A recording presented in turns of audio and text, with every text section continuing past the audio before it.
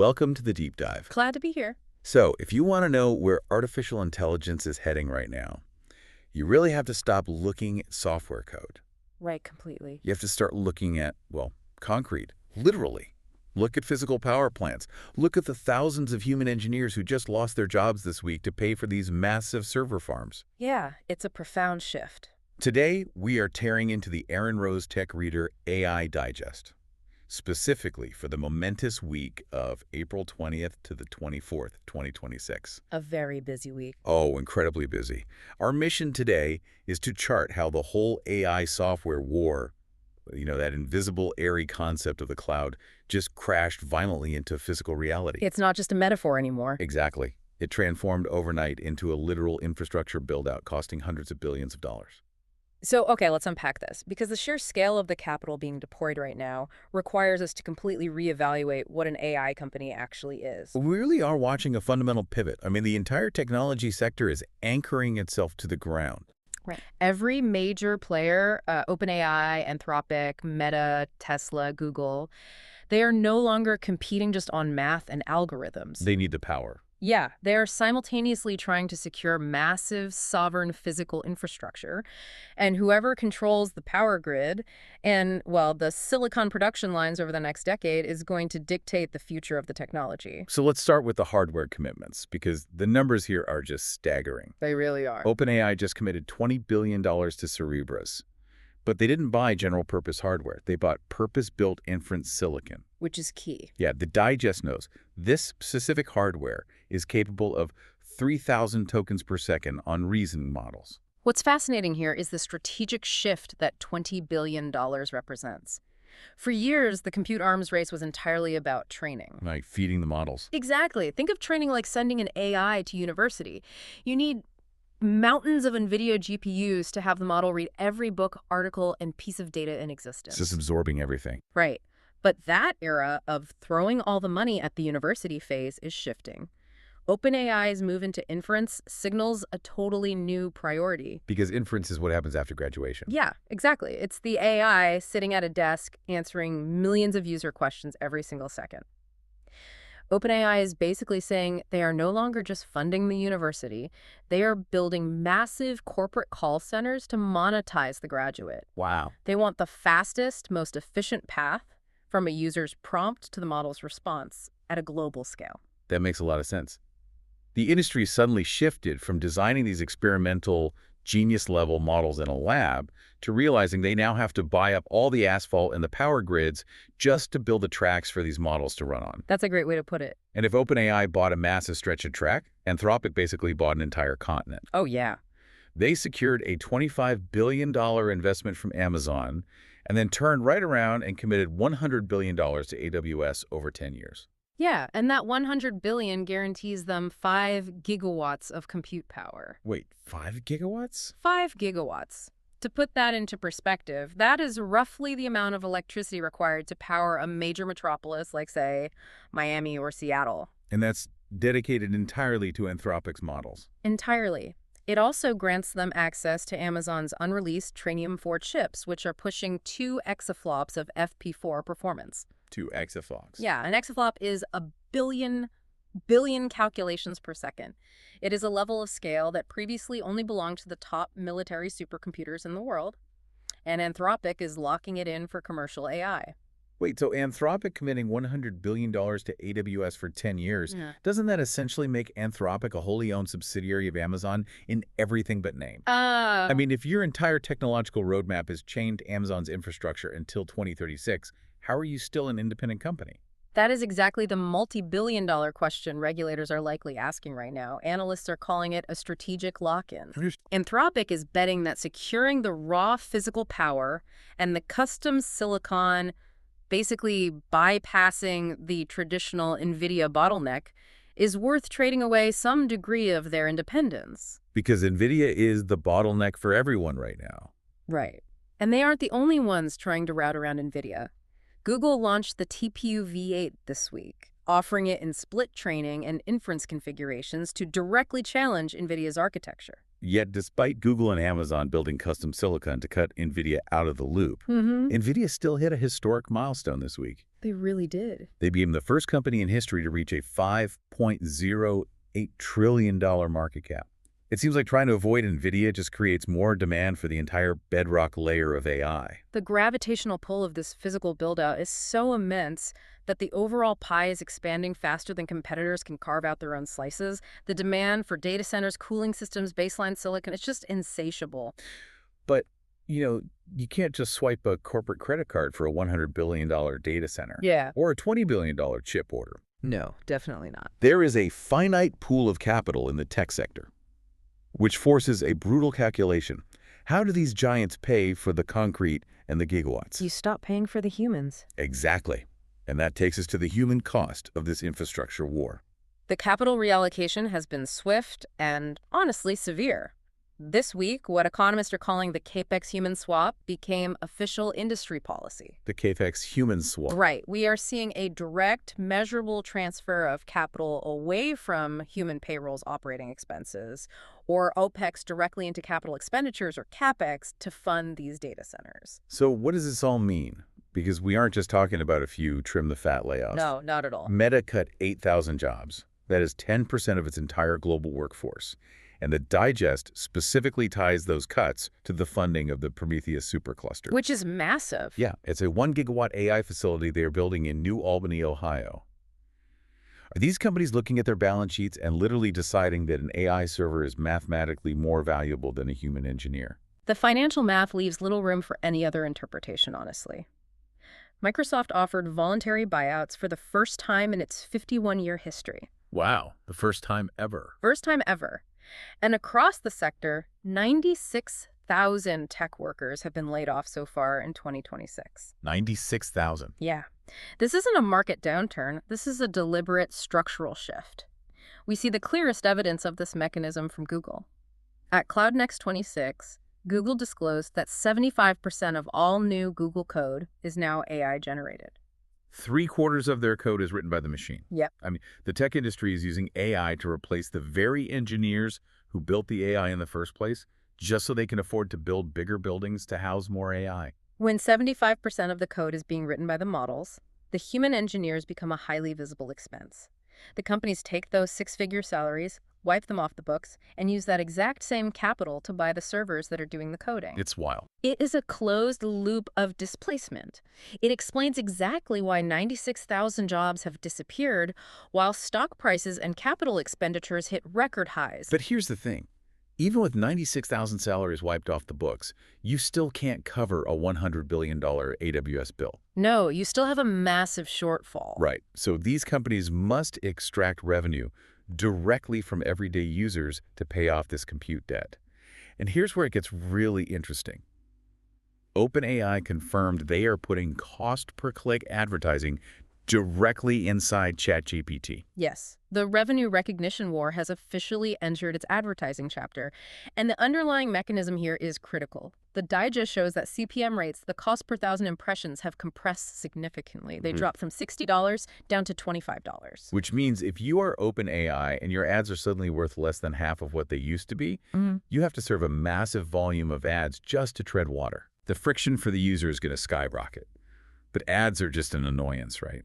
Anthropic instituted a policy this week that feels deeply invasive. Oh, the ID policy. Yeah. They began requiring government-issued photo ID and live selfies from select users. They are the first major AI chatbot to mandate this. Logging into a chatbot suddenly feels less like opening a software application and more like crossing a highly monitored digital border checkpoint. It's a profound shift in how the public interacts with technology, driven by the sheer scale of what is being built. Anthropic is no longer treating its model like a consumer web app. They are treating it like a critical national security asset. Right, because of what the models can do now. Exactly. They explicitly cited the need to block access from users in adversary nations. When you are sitting on a 5-gigawatt compute cluster capable of designing bioweapons or executing advanced cyber warfare, securing the perimeter becomes a geopolitical imperative. You can't just leave the front door open. Right. You can't allow anonymous global access anymore. You have to prove who you are and what soil you are standing on. That brings up a fascinating contradiction, though. Anthropic is checking passports at the digital door to keep foreign adversaries from using Western models. But that anxiety implies that adversaries desperately need our AI. Which is no longer true. Exactly. Good. The digest reveals that foreign competitors aren't just trying to hack into Western systems anymore. They have successfully built entirely separate sovereign ecosystems. This is perhaps the most disruptive revelation of the week. DeepSeek V4 Pro finally shipped. Oh, this was huge. Yeah, it's a massive 1.6 trillion parameter model, and it was released completely open source under an MIT license.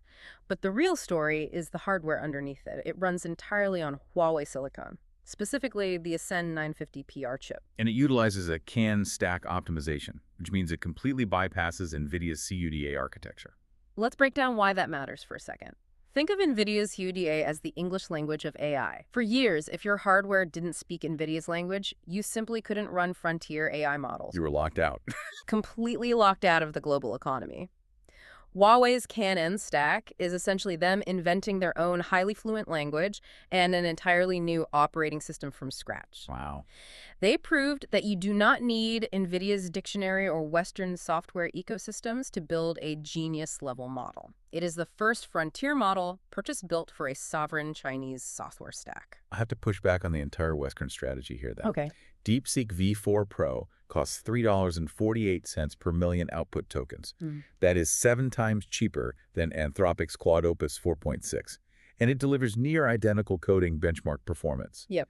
So if a Chinese company can launch a massive open-source model that is 7 times cheaper, matches our benchmarks, and runs on totally separate, non-NVIDIA silicon, doesn't that completely destroy the premise of the $100 billion infrastructure moats that Western companies are building? It certainly challenges it. I mean, if you can build a cheaper, equally smart model without AWS or NVIDIA, what did Anthropic just spend all that money on? Well, if we connect this to the bigger picture, the Western moat strategy is facing an existential threat.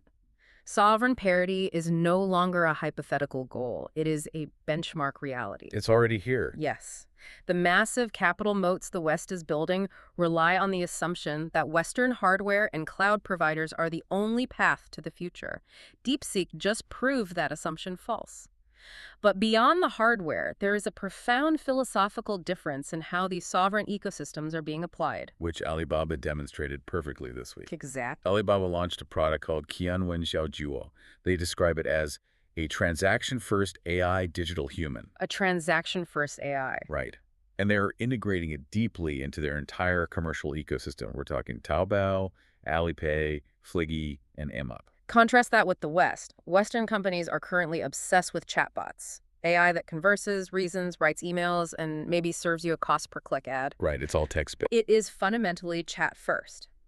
Alibaba is building AI that is natively designed to execute complex financial transactions within their economy. It's not just talking. It is negotiating shipping rates, executing trades, and buying goods in the background. And with Alibaba simultaneously filing trademarks for humanoid robots, it is clear they are moving to integrate this transaction-first AI into physical real-world logistics. Yes. The contrast is wild. We are building AI to talk to us and show us ads, while they are building AI to act as an autonomous economic engine. It's a completely different paradigm. The realization that these trillion-dollar Western infrastructure moats could be completely bypassed by cheaper, transaction-focused sovereign models, it brings a very sharp, uncomfortable focus back to the foundational ethics of the Western tech giants. Oh, absolutely. And nowhere is that friction being scrutinized more intensely than in a courtroom this week. The Musk versus OpenAI trial is really reaching its climax. We are in the final week of pre-trial maneuvering, with just 7 days until jury selection. Just a week away. Yeah. A judge ruled the trial will be bifurcated. A 9-member jury will decide on the core fraud allegations first, and then deal with financial damages in a separate phase later. The piece of evidence that seems to be the linchpin of this entire fraud phase emerged this week. Greg Brockman's handwritten diary entry from 2017. It provides a rare, totally unfiltered look into the origins of the company. In the diary, Brockman explicitly states that converting OpenAI from a nonprofit structure to a for-profit entity without Elon Musk's knowledge would be a lie and, quote, pretty morally bankrupt. Morally bankrupt, those are his words. His exact words. Wow. Musk is using this to argue that the entire foundation of OpenAI's current multi-billion-dollar inference-driven empire was built on a deliberate deception. I just cannot get over the unbelievable irony of Elon Musk's positioning here. It is quite something. He is dragging OpenAI into court, holding up a diary to condemn their pivot to a profit-driven model. But at the exact same moment, he is aggressively fueling this exact same hardware race using his own highly profitable company. Oh, 100%. Musk confirmed this week that Tesla is the first major external customer for Intel's new 14A process at their Terafab facility. Right. And that single announcement sent Intel's stock soaring 23.6%. He is single-handedly propping up an alternative Western silicon pipeline to serve Tesla's own AI ambitions. He is suing over the profit motive of AI while simultaneously writing massive checks to Intel to build sovereign compute infrastructure for his own for-profit company. Yep. And if that wasn't enough of a contradiction, Musk closed the week by formally proposing a universal high income. Yeah, he is advocating for federal checks distributed to the public, funded by what he calls an AI productivity surplus. He's proposing universal high income at the exact moment that his tech industry peers are laying off 96,000 workers to pay for server farms. This raises an important question, though, about the reality of that supposed surplus. Musk's proposal for a universal high income arrives just as the human displacement it is meant to solve becomes a measurable reality in quarterly earnings reports. The CAPEX human swap? Exactly.